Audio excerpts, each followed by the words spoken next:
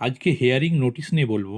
আপনার কাছে এমন একটা হেয়ারিং নোটিশ এসছে, সেখানে লেখা আছে আপনাকে এমন একজন পুত্র বা কন্যা হিসাবে যুক্ত করা হয়েছে যাকে 6 জন আরও পিতা হিসাবে দাবি করেছেন, যা একটা সম্ভবত ভুল সংযোগের সন্দেহ সৃষ্টি করেছে। এই ধরনের নোটিশ হলে আপনি কী করবেন? বা আপনার কাছে এসছে you have been linked as a son or daughter with someone who is also claimed by 6 other as a father, giving suspicion of likely incorrect match. এই ধরনের নোটিশ হলে আপনি কী করবেন? এই ধরনের নোটিশ হলে কী করবেন আপনি দেখতে থাকুন ভিডিওটা, আমি বলে দিচ্ছি। প্রথমে কমিশনের নির্দিষ্ট 13টি ডকুমেন্টসের কথা আছে। 13টি ডকুমেন্টস যদি থাকে তাহলে আপনি দেবেন। 13টি ডকুমেন্টসের মধ্যে ধরুন আপনার একটা ডকুমেন্টস আছে, আপনি একটা ডকুমেন্টস দিলেন। তারপরে আপনি হিয়ারিং নোটিশ, এটা হচ্ছে হিয়ারিং নোটিশ যেটা আপনার কাছে এসছে, হিয়ারিং নোটিশটা দেবেন, যে এখানে তারিখ লেখা থাকবে, সেই তারিখে যেতে হবে। আর গণনা ফর্ম দেবেন, এটা হচ্ছে গণনা ফর্মের চিত্র। আর দেবেন 2002 সালের ভোটার তালিকা, এটা 2002 সালের ভোটার তালিকা বা নির্বাচন তালিকার লিস্ট। আর দেবেন,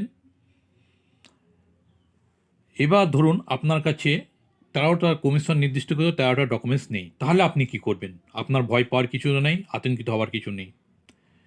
আপনি একটা মাধ্যমিক অ্যাডমিট দেবেন, যা সুপ্রিম কোর্টের আদেশ, এবং এটা সুপ্রিম কোর্ট বলেছে মাধ্যমিক অ্যাডমিট নেবে। আর প্রত্যেকটা ডকুমেন্টসের জেরক্সে আপনি সই করবেন কিন্তু। আর দেবেন প্যান কার্ড, এটা প্যান কার্ডের ছবি, আগে দেখালাম অ্যাডমিট কার্ডের ছবি, প্রতীকী ছবি, এগুলো সব। আর দেবেন আপনি যার সঙ্গে প্রয়োজনই করেছেন তার ভোটার কার্ড এবং তার ভোটার কার্ড, নতুন পুরানো দুটো ছবি আপনার সামনে তুলে ধরলাম।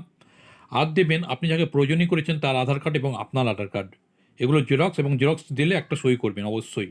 আর দেবেন রেশন কার্ড, এটা রেশন কার্ডের প্রতীকী ছবি। আর দেবেন জন্ম সার্টিফিকেট, এই জন্ম সার্টিফিকেট ভ্যালিড নয়, কিন্তু যদি আপনার কমিশন নির্দিষ্টকৃত 13টি ডকুমেন্টসের মধ্যে না থাকে তাহলে কিন্তু এই জন্ম সার্টিফিকেটটা দিতে পারেন। এটা হচ্ছে ডিজিটাল জন্ম সার্টিফিকেট, ডিজিটালাইজেশন হলে এটা ভ্যালিড।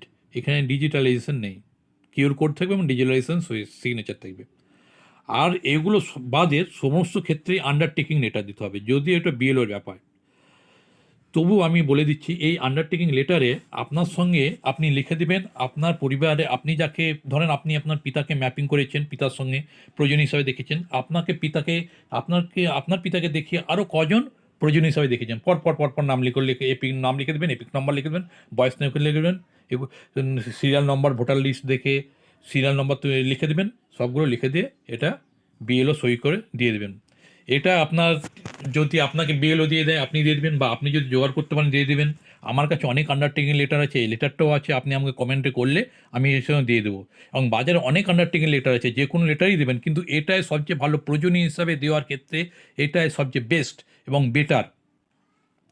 এইটা দেবেন, এখানে আপনি উল্লেখ করা থাকবে যে আমি এই কয়জনের বেশি হিসাবে প্রয়োজন হিসাবে দেখাইনি, আর যদি কেউ দেখিয়েছে সেগুলোকে বাদ দিয়ে দেবেন, আমার কোনো আপত্তি থাকবে না। এই যে ওই মিডিলে অংশে লেখা আছে, ওই মিডিল অংশে এগুলো লেখা আছে, আর ফর্মে কিছু নাই, আপনার নামটা লিখতে হবে, খুব সহজ, কমেন্ট করবেন, আমি জেনে দেবো।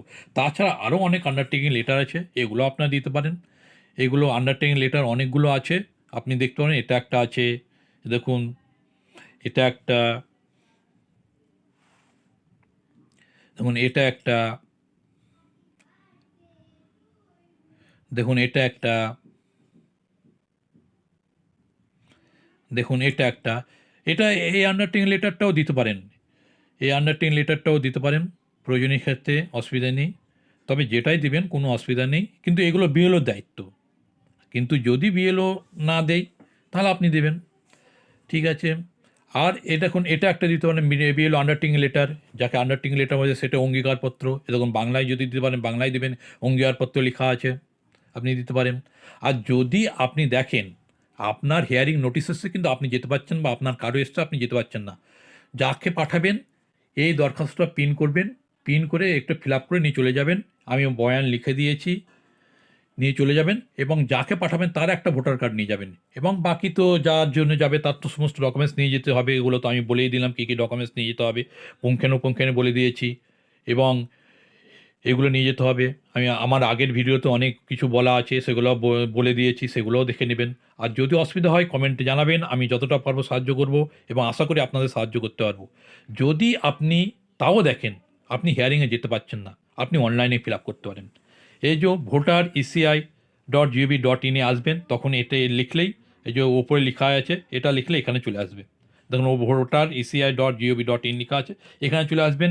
বাম পাশে submit documents against notice issue, এটাই ক্লিক করলে আপনার এপিক নম্বর দেওয়ার অপশান আসবে এবং ক্যাপচার কোড এপিক নম্বর দিলেই, যদি আপনাকে আধার মোবাইল নম্বর ওটিপি, মোবাইল নম্বরে আসা ওটিপি দেওয়ার অপশান দেই, তাহলে আপনার হিয়ারিং নোটিস এসছে। যদি না আসে, কোনো কিছু না থাকে, তাহলে কিন্তু আসেনি।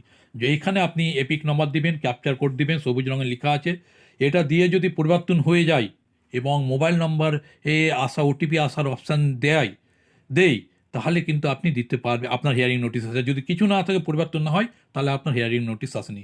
যখন আপনি মোবাইল নম্বরে দেওয়া ওটিপি যে এসছে, সেই ওটিপিটা দেবেন, তখনই কিন্তু আপনার এই ধরনের অপশান চলে আসবে। তখন আবার আপনাকে এপিক নম্বর দিতে হবে এবং আপনাকে মোবাইলের নম্বর দিতে হবে। এবার মোবাইল নম্বর দেওয়ার ওটিপি আসার পর আবার আধার কার্ডে দেওয়া ওটিপি আসবে, সেই ওটিপি দিতে হবে। আর অনলাইন করতে গেলে মোবাইল নম্বরের সঙ্গে ভোটার কার্ড লিঙ্ক থাকতে হবে এবং আধার কার্ডও লিঙ্ক থাকতে হবে। এবং ভোটার কার্ড সঙ্গে সঙ্গে লিঙ্ক করা যায়, কমেন্টে বলবেন, আমি বলে দেবো কীভাবে করতে হয় না করতে হয়। তো যাই হোক করবেন। এটা হচ্ছে আপনার প্রোফাইল, এখানে আপনার প্রোফাইল ঢুকে আছে, এখানে অনেক কিছু করতে পারবেন। এই যে বাম পাশে লেখা আছে এপিক ডাউনলোড, এগুলো সমস্ত কিছু করতে পারবেন। এবার আসি মূল কথায়। যখনই আপনি আধার কার্ডে আপনার মোবাইলে আসা আধার লিঙ্কের আপনার যে মোবাইলের সঙ্গে আধার লিঙ্ক আছে, সেই আধার ওটিপি যখনই আপনি পুট করে দেবেন, সাবমিট করে দেবেন, তখন এই অপশানটা আসবে। এই অপশানে সেরকম কিছু নেই। এখানে আপনার প্রথম দিকে নাম ঠিকানা থাকবে, ডান দিকে আপনার হিয়ারিংয়ের ডেট লেখা থাকবে, ডান দিকে নিচের অংশে 3 নম্বর ঘরে যেখানে আপনার ক্রমিক নম্বর লেখা আছে, সেখানে ক্রমিক পার্ট সিরিয়াল নম্বর লেখা আছে, সেখানে তার নিচে আপনার হিয়ারিং ডেট আসবে। এখানে আপনাকে দুটো ডকুমেন্টস দিতে হবে, proof of resident relation with parents, যদি আপনি প্রয়োজন হিসাবে পিতাকে করেছেন, আর যদি proof of relation with grandfather, আর যদি গ্র্যান্ডফাদার করেছেন, তার একটা ডকুমেন্টস আপনি দিতে হবে। যেখানে আপনার ধরেন অ্যাডমিটে আপনার পিতার নাম লেখা আছে, দিয়ে দেবেন। যদি আপনি দাদুও করেছেন, তাহলে কিন্তু আপনার একটু সমস্যা, আপনার অ্যাডমিটে বাবার নাম আছে কিন্তু বাবার অ্যাডমিটে আপনার দাদুর নাম আছে, দুটো আপনি দিয়ে দিতে পারবেন। দুটো একসঙ্গে ছবি করে পিডিএফ করে দিবেন। এগুলো কিন্তু সব 2 MB আন্ডারে। আর হচ্ছে আরেকটা দিতে হবে, লাস্ট এসআইআরের ভোটার লিস্ট, সেই ভোটার লিস্টের ভোটার তালিকার জেরক্সটা দিয়ে দিতে যাবেন। ওখানে আপনার নিচের দিকে দেখুন আপনার সিরিয়াল নাম্বার লেখা আছে, আপনার কত নম্বর সিরিয়ালে আপনি প্রয়োজনীয় করেছেন, সেই সিরিয়াল নাম্বারটা নিচে বাম পাশে সবচেয়ে শেষে লেখা আছে, এগুলো লেখা আছে। আর দেখুন এইখানে এই যে আপনার হিয়ারিং নোটিশ নম্বরের আগে 1 নম্বর ঘরে 1 নম্বর বলে লেখা আছে, এখানে আপনার কী কারণে নোটিশ দিয়েছে সেই নোটিশের কারণটা লেখা আছে। সেখানে পরিষ্কার লেখা আছে আপনার you have been linked as a son and daughter with someone who is claimed by 6 others as a father, giving suspicion of likely incorrect match, এই কথাই লেখা আছে। এইটা পুরো, এইগুলো সব 3টা ডকুমেন্টস, অর্থাৎ 2টো ডকুমেন্টস, আর দুটো ডকুমেন্টস আপনি দিয়ে ফিল আপ করবেন। প্রয়োজনীয় ক্ষেত্রে হলে 3টা ডকুমেন্টস, এটা ফিল আপ করে জমা হয়ে যাবে। জমা হওয়ার পর সাবমিট দেখাবে, তারপরে বিএলওর কাছে চলে যাবে। বিএলও তখন আপনাকে এই যে ডকুমেন্টস এগেনস্ট সিটিজেন এইখানে দেখতে পাবে, আপনাকে আপডেট সাবমিট করে দেবে, ও ভেরিফাই করে দেবে, আপনার ডকুমেন্টস সাবমিট হয়ে যাবে। আপনার কোনো চিন্তা নেই। আর অসুবিধা